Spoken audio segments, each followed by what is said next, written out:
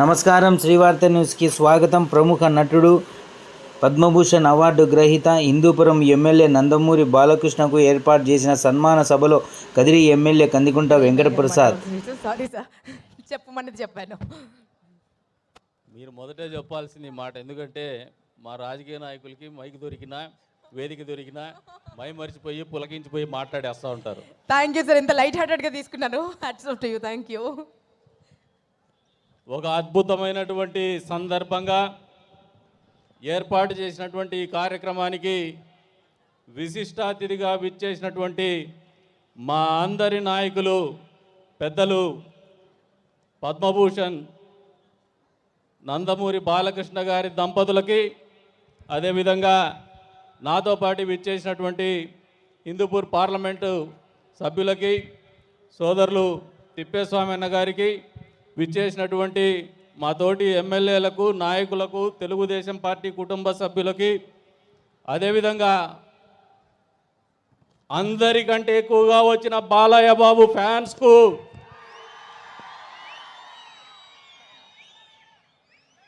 హిందూపురాన్ని నందమూరిపురంగా పిలువబడే స్థాయిలో పరిపాలన అందించినటువంటి నందమూరి కుటుంబ సభ్యులైనటువంటి హిందూపురం పుర ప్రజలకు,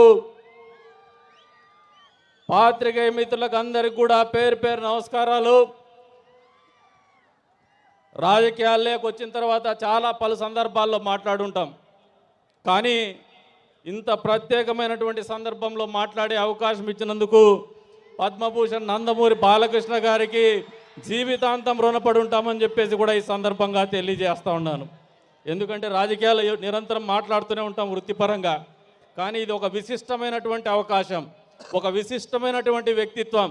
ఒక మనిషిలో ఇన్ని వేరియేషన్స్, అంటే ఇన్ని రకాలైనటువంటి విశిష్టతలు కలిగి ఉండడమే పద్మవిభూషణుడికి అది చాలా తక్కువ అని చెప్పేసి నేను ఈ సందర్భంగా తెలియజేస్తూ ఉన్నాను. ఇంత విశిష్టమైనటువంటి వ్యక్తిత్వం, ఒకవైపున తండ్రి వారసత్వాన్ని కొనసాగిస్తూ నటనా కౌశల్యాన్ని తెలియజెప్తూ అద్భుతమైనటువంటి వాచకంతో, డైలాగ్ డెలివరీతో ఎప్పుడు కూడా నటరత్న నందమూరి తారక రామారావు గారిని నిరంతరం తెలుగు ప్రజలు మరిచిపోకుండా నిలిపినటువంటి నటనా చాతుర్యం ఆయన సొంతం.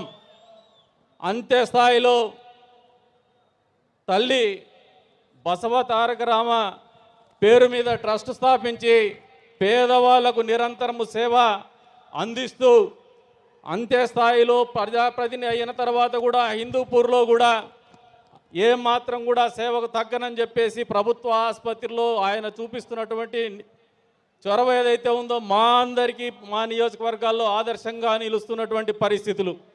మామూలుగా సినిమా వాళ్ళు రెండోసారి మూడోసారి ఎన్నికల్లో నిలబడితే చాలా కష్టంగా ఉంటుంది, కానీ అది నందమూరి కుటుంబానికి మాత్రము ఎప్పుడు కూడా అందనటువంటి ద్రాక్ష కాదని నిరూపిస్తూనే వస్తున్నారు.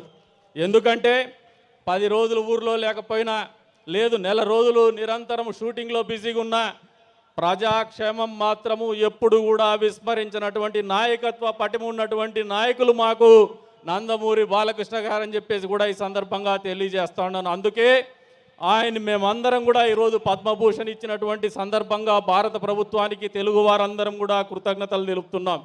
అంతే స్థాయిలో ఏదైతే ఈ పద్మభూషణ్ అనేటువంటి పురస్కారం కేవలము నందమూరి కుటుంబానికో, నందమూరి బాలకృష్ణ గారికో లభించినటువంటి గౌరవం కాదు. మన తెలుగు వాళ్ళు ఎక్కడ ఉన్నా కూడా ప్రతి తెలుగు జాతిలో పుట్టినటువంటి ప్రతి వ్యక్తికి కూడా ఆయన మనకు అందించినటువంటి అద్భుతమైనటువంటి వరం అని చెప్పేసి కూడా ఈ సందర్భంగా ఆయన మనస్ఫూర్తిగా కృతజ్ఞతలు తెలుపుతూ అవకాశం కల్పించినందుకు, మరొకసారి విశిష్టమైనటువంటి అద్భుతమైనటువంటి అవకాశం ఇచ్చినందుకు నందమూరి బాలకృష్ణ సార్ గారికి, అదే రకంగా ఆయన అభిమానులకి, నందమూరి పుర వాసులకు అందరికి కూడా పేరు పేరున ధన్యవాదాలు తెలుపుకుంటూ సెలవు తీసుకుంటున్నాను. జై బాలయ్య, జై బాలయ్య, జై బాలయ్య. సార్ బ్రీఫ్గా అంటేనే ఇంతసేపు జరిగింది, ఆ మాట అనకపోతే ప్రమాదంలో పడిండే పని. I'm just kidding sir. So Thippeswamy గారు మాట్లాడారు.